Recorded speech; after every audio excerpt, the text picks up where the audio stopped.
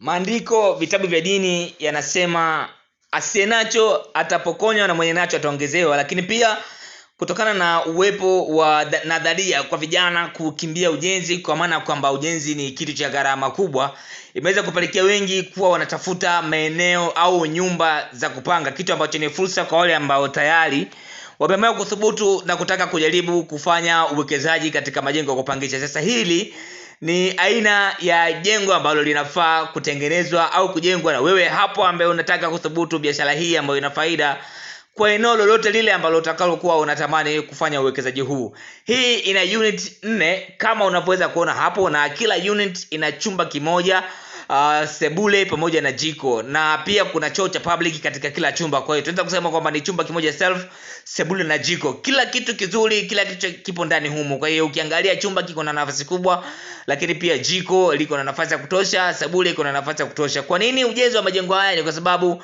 sasa imekuwa ni fursa kwa watakaohitaji kufanya uwekezaji wa namna hii hapa. Hizi unit na jengo kama hili utaweza kuzikamilisha kwa jumla ya tofali za blocks 3600, lakini pia bati hapo juu ni bati 120 na mbao za kench ni 250.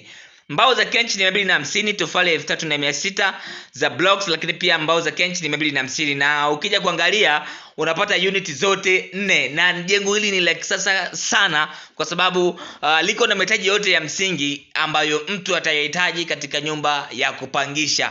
Lakini pia hili jengo unaweza ukajenga zaidi ya jengo hili, ukajenga mengi zaidi au ukajenga machache kulingana na eneo ambalo kutokana na ukubwa gani, lakini katika kiwanja chenye upana wa mita 15 na urefu wa mita 30 unaweza kujenga hili jengo na ukawekea fence kabisa na geti zuri, kwa sababu hii ni aina ya apartment ambazo ni za kisasa. Kwa hiyo zitahitaji kuwa na watu wastaarabu kidogo, lazima watengenezee mazingira ya usasa na ya ambayo itakuwa ni salama zaidi kuliko sehemu zingine. Lakini pia hiyo itakufanya uweze kuwa na fursa zaidi ya kupata watu wengi wa kuja kupanga katika apartment zako hizo. Jengo katika muonekano wa picha za 3D inaonekana kama ambavyo unaweza kuona hapo, ni nzuri na la kisasa. Kumbuka ramani kama hizi na zingine nyingi zote zinaandaliwa kwa mujibu wa mahitaji yako na wewe vile ambavyo unahitaji. Kwa hiyo ukiona ramani yoyote ambayo imepostiwa katika peji au kurasa za Makazi Mpanda, basi ujue ramani hiyo imeweza kuandaliwa kwa mujibu wa mahitaji ya mteja fulani. Kwa hiyo hata wewe pia unaweza ukawa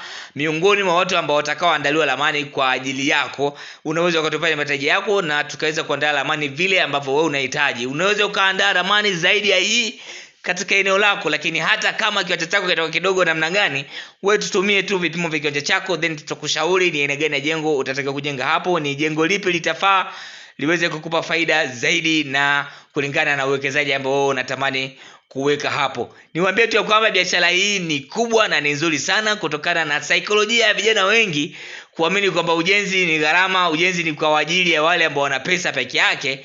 Hii inafungua milango na kuleta faida kubwa sana kwa watu ambao tayari wameshajenga majengo ya kupangisha. Kwa wale ambao tayari wameshajenga majengo ya kupangisha, hii ni kauli ambayo wanaielewa sana, lakini hawaielewi vizuri na wanaichukulia vibaya, kwa sababu inawashtua na wengine kuweza kuwekeza katika upande huo hapo. Roof plan katika muonekano wa bati inaonekana kama ifuatavyo. Karibuni sana na asanteni kwa kunisikiliza.